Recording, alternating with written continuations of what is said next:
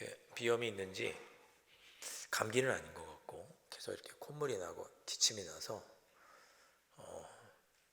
계속 물을 자주 마시게 됩니다. 이렇게 물을 마시는 거죠. 아우, 물 맛이 이렇게 좋은지.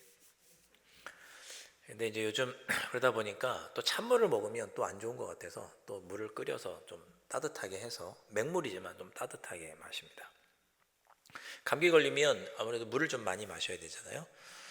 여러분들도 물 자주 드시고 목 관리 잘 하시면 또 감기도 잘 넘어가실 수 있고 또 컨디션도 잘 유지할 수 있지 않을까 그런 생각을 해봅니다. 그런데 물을 많이 마시면 좋을까요, 나쁠까요? 항상 제 질문은 약간의 뭔가 이게 있는 거죠. 많이 마시면 좋을까요, 안 좋을까요? 정답은 적당히 마셔야 좋다입니다. 죄송합니다. 네. 하도 요즘은 물을 많이 먹어야 된다. 뭐 2리터, 2.5리터 정도 마셔야 된다. 이런 이야기 방송에서도 많이 하고 하니까 물을 많이 드시면 좋다. 우리가 이렇게 알고 있는데 맞습니다. 물을 많이 먹으면 좋습니다. 그런데 유의할 게 있습니다. 우리 몸이 70%가 물이잖아요. 우리 몸의 70%가 물이라고 하죠. 물을 충분히 마시는 게 좋습니다. 그런데 우리가 먹는 음식들에도 한 70%, 60%는 물입니다. 예를 들면 밥 한 공기에도 수분이 약 60%가 있대요. 밥 한 공기에. 밀가루에도 30%에서 50% 정도는 수분이라고 합니다. 과일, 채소는 말할 것도 없겠죠. 그러니까 성인이 하루 음식물을 통해서 섭취하는 수분만 약 1리터가 된다고 합니다. 그러니까 하루 2리터가 우리의 몸에 필요하다면 1리터는 음식으로 섭취가 되는 거예요. 그럼 1리터만 더 먹거나 1.5리터 정도만 더 마시면 몸에 이렇게 적당한 수분이 섭취가 되는 거죠. 너무 많이 마시면 물이 몸에 남아 돈다고 합니다. 이걸 한의학에서는 수독증이라고 부른대요. 우리 몸에 다 계속 남아있다는 거. 흡수될 거 흡수되고 빠질 거 빠지고도 몸에 계속 물이 남아있는 걸 가르쳐서 수독증이라고 부른답니다. 한의학에서. 너무 많이 마시면 안 좋은 거예요. 이 수독증은 한의학에서는 불필요한 물질거기가 남아있고 이 물질거기를 독이라고 부르는 거죠. 이 수독이 몸 안에 남아있으면 오히려 소변을 거꾸로 잘 못 보게 되고 얼굴이 붓기도 하고 배가 하마처럼 튀어나오게 된다고 이렇게 이야기를 합니다. 그러니까 물을 마시되 3리터, 4리터 이렇게 마시면 또 안 되는 거예요. 적당하게 마셔야 하는 거죠. 아셨죠, 여러분? 네, 물 좋다고 또 막 들이키지 마시고. 삶의 지혜라는 것이 다 그런 것 같습니다. 좋다고 많이 하면 꼭 좋은 건 아닌 것 같습니다. 언제나 적당하게, 언제나 절제하면서. 사람의 행동도 그런 것 같아요. 좋은 것도 적당히, 나쁜 건 하면 안 되지. 적당히. 많은 사람들이 이 적당히를 잘 모르는 거죠. 적당히. 이게 삶의 지혜인데 이걸 잘 모릅니다. 적당히, 절제하면서 그렇게 살아가는 것이 지혜로운 삶인데 그걸 잘 못하는 거죠. 단순히 뭐라 그럴까요? 세상 학문에 능통하다고 이 지혜가 있는 것 같지는 않습니다. 제가 군대에 있을 때 후임병이 들어왔습니다. 제가 상병쯤에 때 후임병이 들어왔는데 서울대 수학과를 나온 친구예요. 얼마나 똑똑하겠어요? 서울대 수학과를 나왔어요. 제가 이제 상병쯤 되니까 2등병 들어오면 제가 막 데리고 다니고 막 그럴 때였거든요. 야, 누구야? 너 1 더하기 1은 2야. 이거를 증명할 수 있어? 이렇게 물어봤어요. X는 Y다. 이거 증명할 수 있어? 그냥 말도 안 되는 거잖아요. 증명할 수 있어? 그랬더니 네, 함양한 선배님 증명할 수 있습니다. 공책과 연필만 주시면 2페이지면 충분히 증명할 수 있습니다. 막 그런 얘기를 하더라고요. 저는 군대 안 나왔을 것 같으신가요? 뭐하러 그걸 증명하냐? 제가 이제 그랬던 기억이 납니다. 1 더하기 1은 2라는 걸 왜 증명해요? 그거를 하여튼 증명할 수 있대요. X는 Y다. 이것도 그냥 뭐 특별한 이유가 없는데 증명할 수 있대요. 근데 군생활을 잘했을까요? 서울대 수학과 나왔는데 잘했을까요? 이등병 때는 못했어요. 1병 되니까 잘하더라고요. 2등병 때는 서울대가 아니라 하버드대를 다녀도 못해요. 2등병 때는 모든 게 낯설고 전혀 군대에 대해서 모르니까 낯설 수밖에 없고 그러니까 못해요. 근데 상병쯤 되니까 아주 잘하더라고요. 대대장이 뽑아갔어요. 왜 뽑아갔을까요? 자기 자녀 과외시키려고. 그래서 당번병으로 뽑아가시더라고요. 그 친구 당번병으로 그래서 군생활 잘 했습니다. 그런데 아무리 서울대를 나와도 2등병 때는 잘 못하더라고요. 왜? 낯설 수밖에 없으니까. 적당하게 고참들 말도 잘 듣고 때로는 적당하게 이렇게 하는 이런 거 잘 못하더라고요. 그래서 2등병 때 많이 힘들어했던 그 기억이 납니다. 삶의 지혜라는 것 우리 모두가 갖기를 원하는데 뚝 떨어지는 것 같지는 않습니다. 어떻게 해야 지혜롭게 살아가는 걸까? 우리가 계속 마음에 품고 있는 바람이고 고민이죠. 자, 오늘 솔로몬의 재판을 한번 보시면 가장 지혜롭다고 하는 사람 아니겠어요? 솔로몬이요? 네, 솔로몬이 하는 재판이 나오죠. 솔로몬이 하나님께 무엇을 간구했습니까? 하나님, 저에게 지혜를 주셔서 백성들을 잘 다스리고 재판할 수 있게 해주십시오라고 하나님께 기도하면서 지혜를 간구했습니다. 그래서 하나님 보시기에 참 합하여서 하나님께서 지혜를 주시죠. 그 지혜로운 삶의 단면이 오늘 이제 본문에 나오는 거예요. 얼마나 지혜로웠는가. 왕을 찾아온 두 창기가 있었습니다. 근데 두 여성이 서로 같은 집에 살았는데 집 안에는 마침 아무도 없었어요. 아기를 낳았죠. 아기를 3일 간격으로 이렇게 낳았습니다. 근데 집 안에는 아무도 없었고, 아무도 없었다는 얘기는 증인도 없고 목격자도 없다는 얘기죠. 근데 아이를 3일 차로 낳았는데, 그러니까 3일 차 된 아기는 뭐 다 그 얼굴이 그 얼굴 같잖아요. 비슷비슷하죠. 그런데 한 여인이 그만 잠을 자다가 자기 아이를 그냥 이렇게 깔아뭉갠 거예요. 자다가 잠덧하다가 그랬겠죠. 그래서 그 아이가 그만 안타깝게도 죽게 되었습니다. 근데 이 여인이 자기 아이가 죽은 걸 알고는 어떻게 해요? 몰래 자기보다 3일 먼저 낳은 그 아이 여인의 아기와 자기 아기 이렇게 바꿔치기 한 거죠. 그리고 그 살아있는 아기를 자기 품에 안고 자고 죽은 아기는 그 여인의 품에 안겨놓고 이렇게 잠을 잔 거예요. 다음날 일어났더니 자기 아이가 죽어 있는 걸 보고 그 여인은 놀랐겠죠. 왜 아기를 바꿔치기 하느냐? 이 아이가 내 아기가 아니냐? 이제 그 여인에게 따지듯이 물었더니 그 여인은 아니다. 이 아이가 내 아이가 맞다. 증거 있느냐? 이렇게 나온 거예요. 지금같이 의학이 발달했으면 친자 확인을 하면 될 텐데 그때는 그러지 못하는 거죠. 뭐라고 그랬어요? 집안에 아무도 없었어요. 목격자도 없었어요. 아기는 3일 태어난 지 3일밖에 안 돼서 차이가 안 나서 얼굴도 구분하기가 어려웠어요. 그래서 결국 솔로몬 왕에게까지 재판을 온 거죠. 솔로몬이 어떻게 재판하겠어요? 어떻게 알겠어요? 그 두 사람 이야기만 듣고 누가 누군지 어떻게 알겠어요? 어려운 문제죠. 그 두 여인이 하는 이야기를 듣고 솔로몬이 뭐라고 얘기하냐면 알았다. 내가 판결을 하겠다. 칼 갖고 와라. 칼을 가지고 와라. 그래서 산 아이를 둘로 나누어서 반은 이 여자에게 반은 저 여자에게 주어라. 그렇게 이야기합니다. 와, 지혜롭죠? 공평하게 반반씩 나눠주면 되는 거잖아요. 이게 지혜로운 건가요? 반반씩 나누면 그 아이는 어떻게 되죠? 죽죠. 반반씩 나누는 게 지혜로울 것처럼 보이지만 지혜로운 게 아닌 거예요.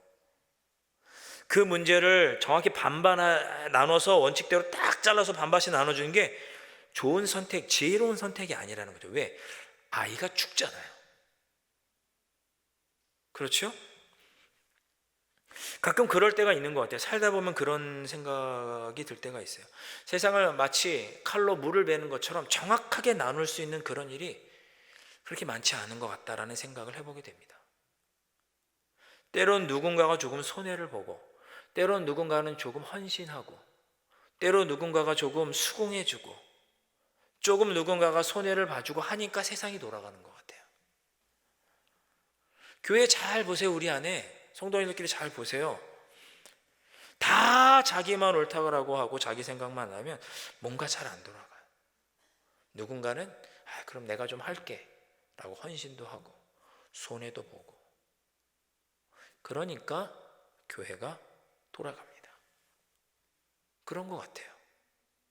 인간관계도 마찬가지인 것 같고, 누구는 희생하고 누구는 헌신하니 이렇게 되는 것 같아요.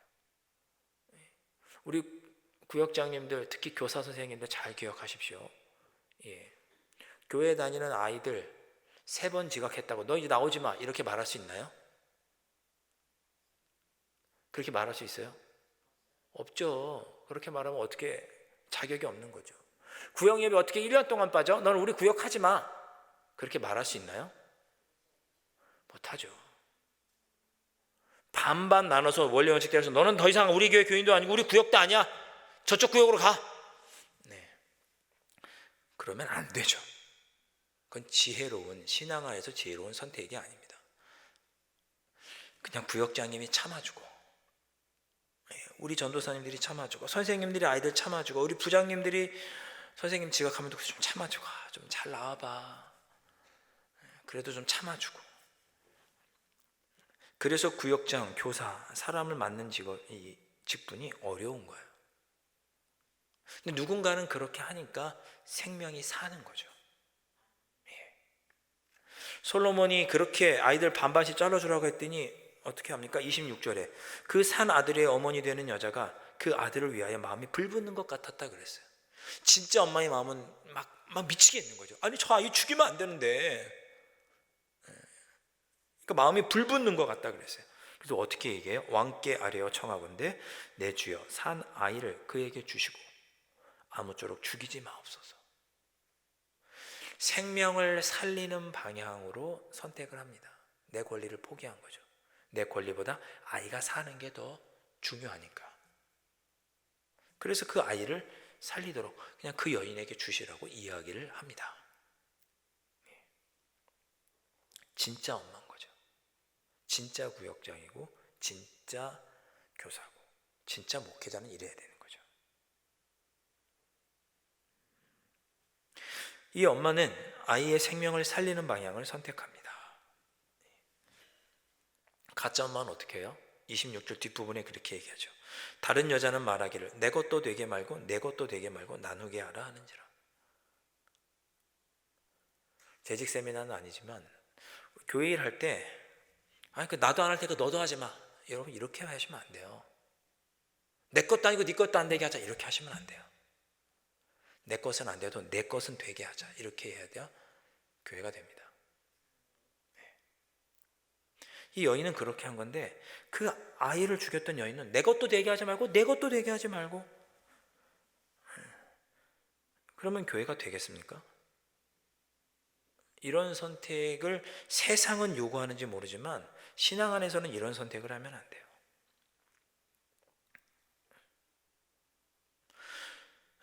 그래서 솔로몬이 명판결을 내리죠. 이 산 아기를, 이 아이를 살리려고 했던 저 여인에게 이 아이를 주어라. 저 여자가 이 아기의 참된 엄마다. 이렇게 판결을 합니다. 27절 보시면 그 뒷부분에 저가 그의 어머니이라 이렇게 얘기하죠. 아이를 살리려고 했던 이 여인이 저 아이의 엄마다. 자, 지혜 이야기를 하다가 여기까지 왔습니다. 우리가 생각하는 지혜가 뭘까? 교회 안에서의 지혜가 뭘까? 가정 안에서의 지혜가 뭘까? 정확히 반반 나누는 것이 지혜일까? 아니면 솔로몬이 그랬던 것처럼, 이 엄마가 그랬던 것처럼 생명을 살리고 그 생명을 북돋우게 하는 방향으로 선택하는 것이, 내가 조금 손해를 봐도 내 아이를 그 엄마에게 줄지언정 그 아이의 생명을 살리겠다고 하는 선택이 지혜로운 선택일까? 우리가 신앙생활하면서 우리가 어떤 선택을 하고 뭐 구역 안에서나 뭐 부서 안에서나 우리 뭐 권사회 뭐 집사 안수 집사님들 우리가 누구랑 만나서 신앙생활 하더라도 반반 나누는 선택이 때로는 좋지 않은 선택일 수 있고 누군가의 신앙을 실족하게 하는 신앙일 수 있습니다. 그러니까 그렇다면 또 반반 나누지 않고 무조건 내가 손해보는 게 옳은 선택일까? 그것도 잘 모르겠어요. 어떻게 하면 돼요? 이 선택을 했을 때 생명이 살아나는가? 이 선택을 했을 때 구역이 살아나는가? 이 선택을 했을 때 아이가 살아나는가? 이 선택을 했을 때 우리 부서가 잘 되는가? 이런 큰 그 보아서 때로는 반반 나누기도 하고 때로는 누군가 희생하는 선택을 하는 것이 지혜로운 선택이 될 수 있겠죠. 제가 고등부 때 고등부 아이들 지도할 때 한 아이가 저에게 다가와서 이렇게 물었습니다. 전도사님, 고민이 있습니다. 그래, 뭐니? 무슨 고민 얘기했을 것 같으신가? 다 고등학생다운 저한테 물어보더라고요. 전도사님, 너무나 야동이 보고 싶어요. 이렇게 얘기했어요. 야동이 뭔지 아시죠?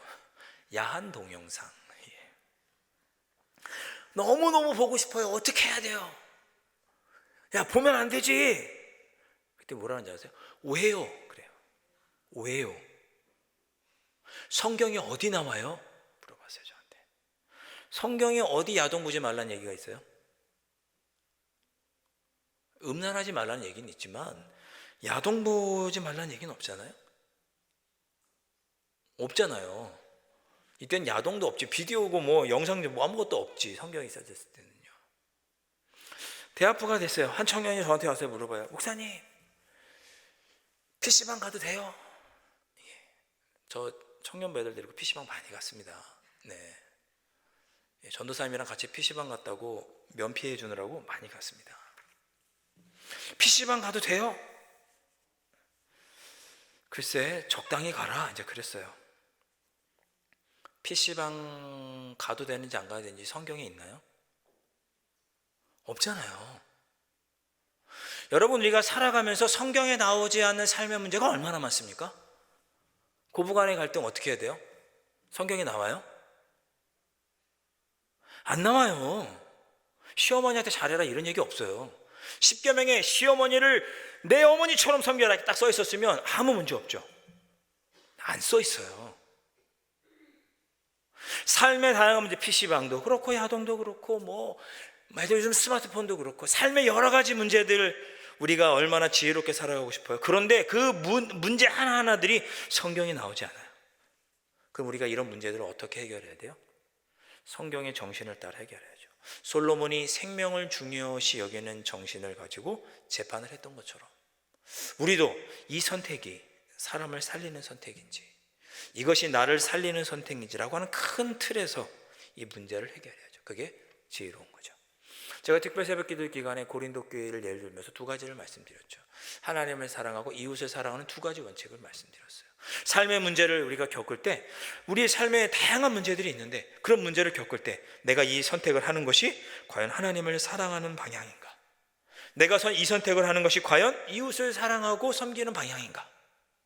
그리스도인은 그 방향으로 할 때 올바른 삶의 선택을 할 수 있다, 이런 이야기를 드렸습니다. 하나 더 추가하자면 오늘 솔로몬이 그랬던 것처럼 생명을 소중하게 여기는 마음으로 선택을 하면 되죠. 내가 이 선택을 하면 내 몸이 잘 될 것인가? 내가 이 선택을 하면 이 아이의 생명이 살아날 것인가? 내가 이 선택을 하면 우리 부서가 살아날 것인가? 내가 이 선택을 하면 그 사람이 힘을 얻을 것인가?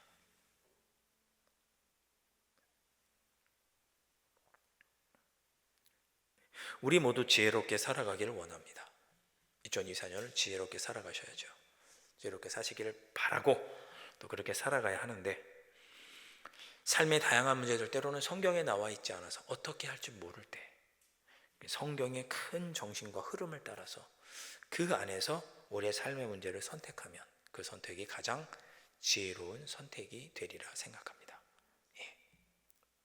올 한 해도 하나님의 말씀 붙잡고 그 말씀에 비추어 하나님의 마음에 비추어 내가 어떤 선택을 하는 것이 가장 지혜로운 선택일까? 하나님 뜻 안에서 하나님의 그 말씀의 방향 안에서 선택하면 그 선택이 가장 지혜로운 선택이 될 수 있습니다. 올 한 해 말씀 안에서 그냥 우리 자녀들에게 잔소리도 그냥 막 하지 마시고 잔소리 막 하지 마시고 예, 저희 어머님 아직도 저한테 잔소리를 하세요. 네, 요한아 그러면 안 되지. 아버지는 안 하시는데 어머니가 잔소리를 하시더라고요. 사랑합니다 어머니. 네. 하나님을 사랑하고 말씀 안에서 비추어서 어떤 선택을 할 때 가장 지혜로운 선택이 될 줄로 믿습니다. 그런 선택을 하시는 여러분들 되실 수 있기를 주님의 이름으로 축원드립니다. 자, 우리 함께 찬양하고 주님 저에게 지혜로운 선택을 하는 그런 삶을 살아갈 수 있게 해주십시오. 우리 기도하고